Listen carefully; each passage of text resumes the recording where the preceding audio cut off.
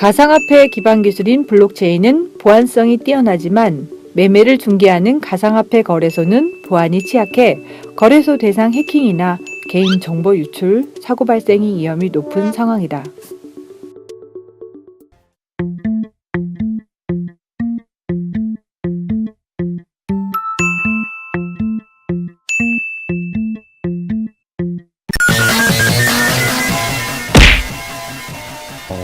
해보지는 않았는데 좀 사용을 해보려고 했었던 경험이 있어요. 해본 적은 없는데 하고 싶거든요. 네, 많이 해봤습니다. 아니요, 없습니다. 아니, 한 번도. 제 친구 중에 한 애가 있는데 그 친구가 조금 많이 벌었어요. 우선 뭐 네이버 검색어에도 많이 뜨기도 했고 뭐 주변에서 뭐 가상화폐 했다, 뭐 돈 벌었다 친구가 아무래도 뉴스를 통해서 접한 내용이 해킹으로 인해서 좀 안 좋다는 소식을 많이 접하다 보니까 따로 투자를 하고 싶은 생각은 없습니다.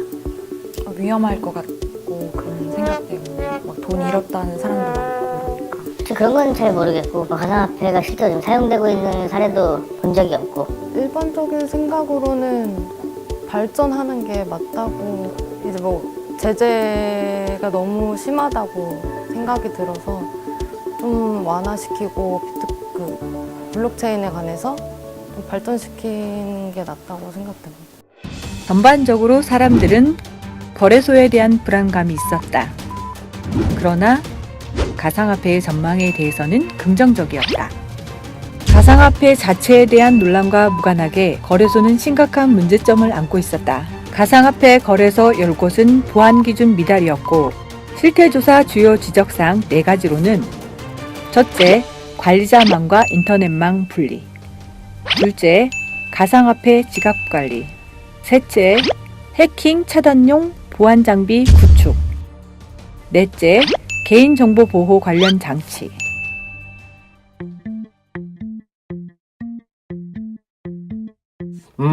거래소 보안의 근본적인 문제는 이 가상화폐를 바라보는 시각이었던 것 같아요. 그러니까 돈, 이거로 일확천금, 그리고 수익성 창출 이런 문제들이 좀 가장 팽배해서 거래소 확충에만 좀 모든 신경들이 쓰여져 있었지 않나 그런 생각을 해봐요. 일단 개인정보나 기타 다수의 참여자들에 대해서 보호 조치를 생각을 안 했던 것 같아요. 보호 조치를 하면 간단한 어떤 파이어웰이라든지 IPS 정도의 보안 적용 방법들을 했었던 것 같아요. 뭐 금융권에서의 요청 사항들이 망분리라든지 기본적인 어떤 개인정보 보호 조치 사항들이 없었던 거죠. 그런 문제들이 지속적으로 발생되다 보니 문제가 더 확산되고 커졌던 것 같습니다. 비공식적으로 키사에서는 쉬운 한 개의 항목을 가지고 뭔가를 했다 그래요. 공식적으로는 금융권에서 즉 금보원이라든지 금감원, 금괴론 많겠죠. 근데 이 금융당국 쪽에서 바라보고 있는 쉬운 한 개 이상의 항목도 있습니다. 이게 이제 소위 말해서 FISMS 형태하고 비슷한 건데요. ISMS라고 하죠. 정보보호 조치 사항들에 대한 체크리스트.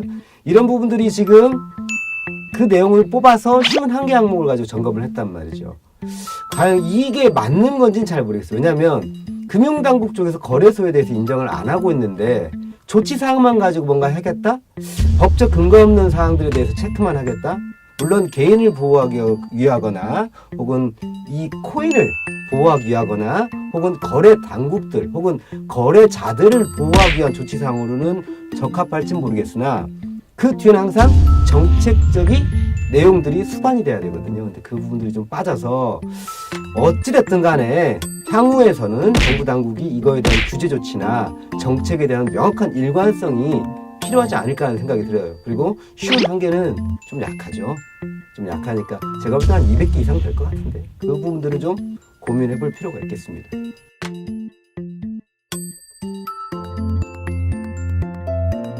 핵심적 기술이라고 한다면 기본적으로 거래소라는 내용들이 이제까지는 잘 몰랐어요. 그리고 이 블록체인에 대한 기술들이 활용되는 것들을 잘 몰랐어요. 그냥 거래소를 통해서 몇몇 다단계라든지 유사수신 행위라든지 내가 1원을 주면 1,000원을 벌 수 있어라고 하는 이런 유사수신, 그 다음에 코인을 투자하면 돈을 벌 거야라는 막연한 기대심리, 거기에 따른 보안조치 사항들이나 개인정보에 대한 보호조치 사항들을 미흡했었죠.